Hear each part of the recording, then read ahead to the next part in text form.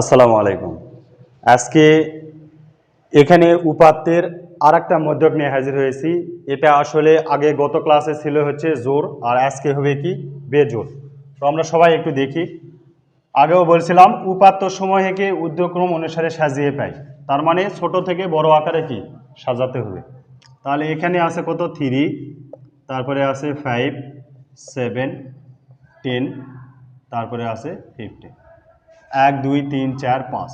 তাহলে n equal to কত হবে 5, যা হচ্ছে বেজোড়। তাহলে বেজোড় হলে মধ্য কী হবে n প্লাস 1 ডিভাইডেড বাই 2 তম পদের মান। তাহলে এখানে 5 প্লাস 1 ডিভাইডেড বাই 2 তম পদের মান। তাহলে 5 প্লাস 1 মানে হচ্ছে 6, 6 দিলে 3, তাহলে 3তম পদের মান।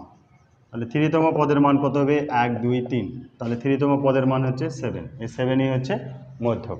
আশা করি সবাই বুঝতে পারবেন। এখন গত যেটা ছিল আমার, সেটা হচ্ছে আমি জোর যেটা ছিল, মোট উপাত্ত জোর হলে কি হবে, আর আজকে কি করালাম বেজোর হলে কিভাবে বের করতে হবে।